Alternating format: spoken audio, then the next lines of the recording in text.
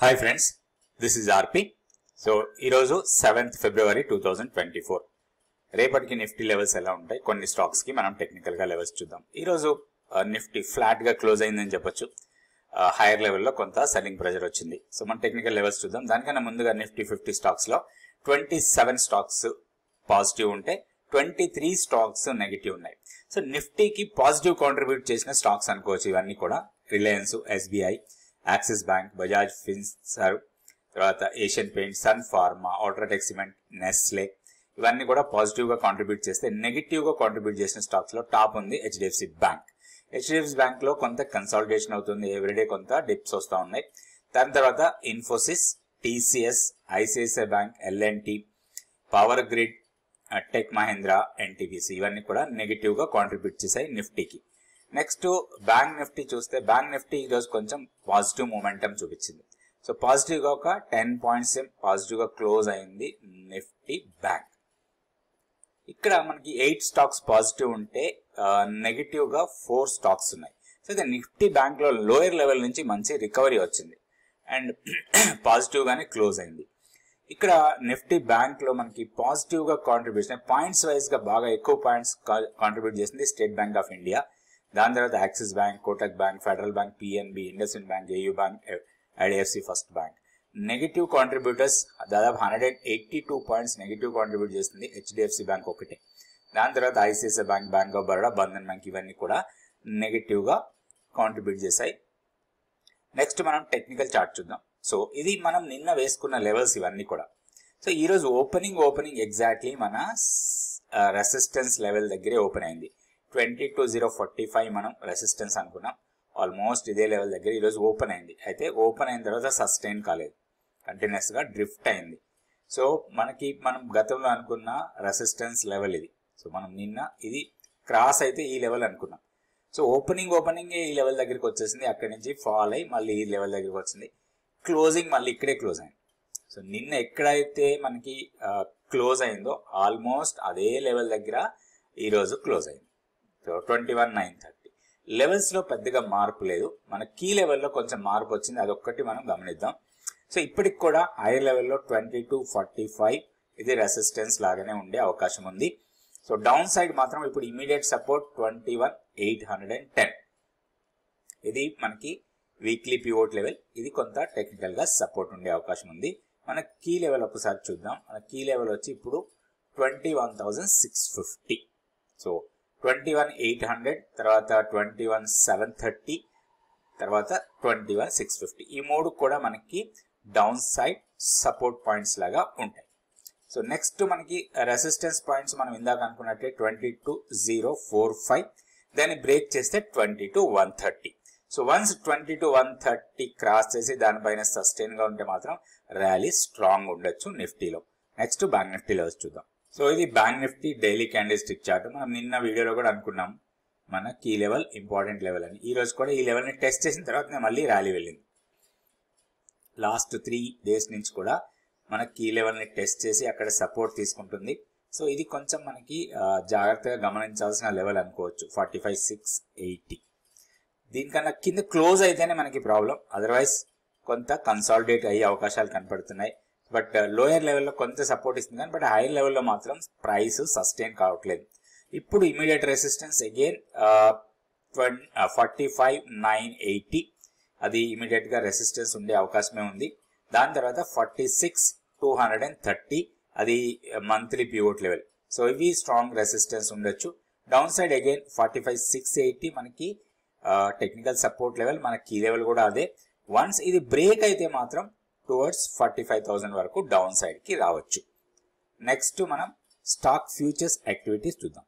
Stock futures యాక్టివిటీలో చూస్తే మనకి top లో ఉంది ఓపెన్ ఇంట్రెస్ట్ పరంగా పెరిగి లాంగ్స్ బిల్డ్ అవుతున్న స్టాక్స్ లో డెల్టా కార్ప్, దాని తర్వాత Trent, Metropolis, MFSL, Can Fin home, pi industries, Lupin, doctor Reddy ఇవన్నీ కూడా ఓపెన్ ఇంట్రెస్ట్ పెరుగుతూ ప్రైస్ పెరుగుతున్న స్టాక్స్. ఇందులో డెల్టా కార్ప్ 31% ఓపెన్ ఇంట్రెస్ట్ పెరిగింది, దాంతోపాటు 10% ప్రైస్ పెరిగింది.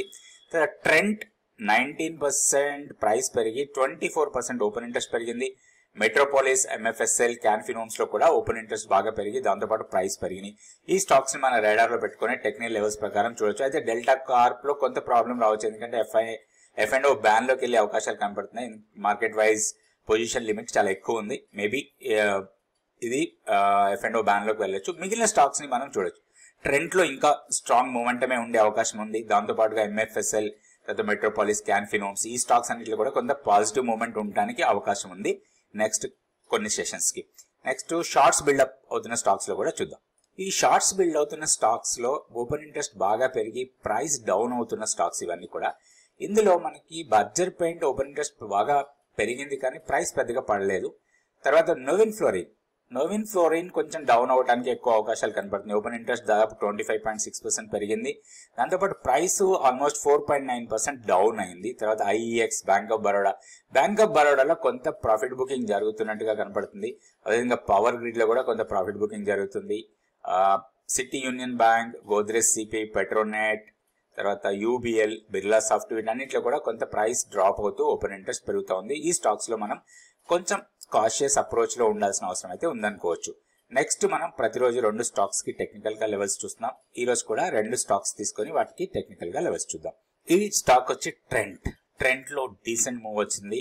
ఈ రోజు 50-డే సింపుల్ మూవింగ్ యావరేజ్ ని సపోర్ట్ లాగా తీసుకుంది. ఈ రోజు అక్కడి నుంచి ర్యాలీ కంటిన్యూ అయింది. 3607 దగ్గర క్లోజ్ అయింది. సో ఇక్కడ మనం చార్ట్ గమనిస్తే ఎక్కడ చూసినా కానీ ఒక స్ట్రాంగ్ ర్యాలీస్ వచ్చినప్పుడు మళ్ళీ మొమెంటం స్ట్రాంగ్ గానే కనబడుతుంది మనకి. ఎక్కడ కూడా ఒక ర్యాలీ స్ట్రాంగ్ వచ్చినప్పుడు మళ్ళీ ఇమీడియట్ డిప్ అయితే కనపడలేదు. సో ఆ సినారియోలో చూస్తే ఇప్పుడు ఫర్దర్ గా ఈ ర్యాలీ ఎక్స్టెండ్ కావడానికి ఎక్కువ అవకాశాలు ఉన్నాయి. సో ఇంట్రాడే పుల్ బ్యాక్స్ లో దీంట్లో మనకి ఒక మంచి బయింగ్ ఆపర్చునిటీ అనుకోవచ్చు.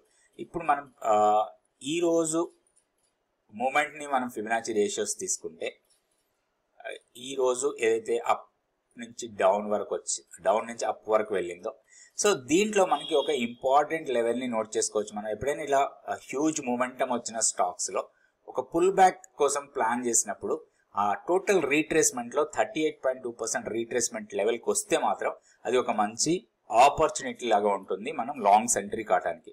ఇక్కడ ఈ రోజు హైకి లోకి ఫిబొనాచి రేషియోస్ వేసుకుంటే 3377 మనకి 38.2% రీట్రేస్మెంట్ లెవెల్ అవుతుంది.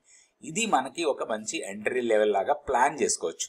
దాని తర్వాత నెక్స్ట్ కింద ఇంకొక లెవెల్ ఉంటుంది అరౌండ్ 3270 ఆ లెవెల్స్, అది మనకి స్టాప్ లాస్ లెవెల్ లాగా పెట్టుకోవచ్చు. సో ఇక్కడ నుంచి ఇది ర్యాలీ కంటిన్యూ అయితే నెక్స్ట్ 3400 ని టెస్ట్ చేసే అవకాశాలు చాలా ఎక్కువ ఉన్నాయి అనుకోవచ్చు. ఈ స్టాక్ లో ఈ స్టాక్ ట్రెండ్ మనకి 2 రకాలుగా వచ్చింది. మనకి వాల్యూమ్ బ్రేకర్ లో కూడా ఈ స్టాక్ వచ్చింది. దాంతో పాటుగా ఈరోజు మనం ఫ్యూచర్స్ డేటా తీసుకున్నప్పుడు హ్యూజ్ ఓపెన్ ఇంట్రెస్ట్ తో పాటు ప్రైస్ పెరుగుతున్న స్టాక్స్ లో వచ్చింది. ఈ స్టాక్ ని మనం రేడార్ లో పెట్టి టెక్నికల్ లెవెల్స్ ప్రకారం ట్రేడ్ చేసుకోవచ్చు ట్రెండ్ లో. నెక్స్ట్ ఇంకొక స్టాక్ కూడా చూద్దాం. ఈ స్టాక్ వచ్చి ఇండియన్ హోటల్స్. ఈ రోజు హోటల్ స్టాక్స్ లో కూడా డీసెంట్ మూమెంటమే కనిపించింది. సో ఈ స్టాక్ కంటిన్యూస్ గా ర్యాలీ అవుతుంది. ఎక్కడైనా ఒక చిన్న పుల్ బ్యాక్ వచ్చి ఒక 2-3 రోజులు కన్సాలిడేట్ అయితే మళ్ళీ ర్యాలీ కంటిన్యూ అవుతుంది. లాస్ట్ కపుల్ ఆఫ్ వీక్స్ నుంచి చూసినా గానీ అదే ప్యాటర్న్ కనపడుతుంది. ఈవెన్ మన వీక్లీ చార్ట్, మంత్లీ చార్ట్ చూసినా గానీ కంటిన్యూస్ గా ట్రెండ్ అప్ ట్రెండే కనపడతా ఉంది. ఈ రోజు కూడా స్ట్రాంగ్ మూమెంటం ఉంది. ప్రీవియస్ హైని కూడా క్రాస్ చేసింది. ఇప్పుడు మనకి దీనికి 2 టెక్నికల్ లెవెల్స్ ఉన్నాయి రెసిస్టెన్స్ పాయింట్స్ లాగా. 529 ఒక ఫస్ట్ రెసిస్టెన్స్ లాగా ఉండొచ్చు. దాన్ని బ్రేక్ చేస్తే 543 వరకు అవకాశం ఉంది అప్ సైడ్ కి వెళ్ళడానికి. ఇక్కడ మనకి ఒక మంచి ఎంట్రీ పాయింట్ కోసం ప్లాన్ చేసుకోవచ్చు. ఈ బ్రేక్అవుట్ లెవెల్ ని మళ్ళీ రీటెస్ట్ చేస్తే ఇది ఒక ఎంట్రీ పాయింట్ లాగా మనం తీసుకోవడానికి అవకాశం ఉంది. దీంట్లో ప్రీవియస్ లో అంటే 496, ఇది 496 వీక్లీ పివోట్ లెవెల్ ఉంది. ఇక్కడ లోస్ ఉన్నాయి. ఇది బ్రేక్ చేసి దీనికి కిందకి వెళ్తే కొంచెం వీక్నెస్ రావచ్చు స్టాక్ లో. అదర్వైజ్ పొజిషనల్ గా మూమెంటం స్ట్రాంగ్ ఉండే అవకాశం ఉంది. ఈ 2 లెవెల్స్ ని టెస్ట్ చేయడానికి అవకాశాలు ఎక్కువ ఉన్నాయి. సో వీటిని మన ప్రాఫిట్ టార్గెట్స్ లాగా పెట్టుకొని దీంట్లో ట్రేడ్ చేసుకోవడానికి అవకాశం ఉంది. ఇది ఇండియన్ హోటల్స్.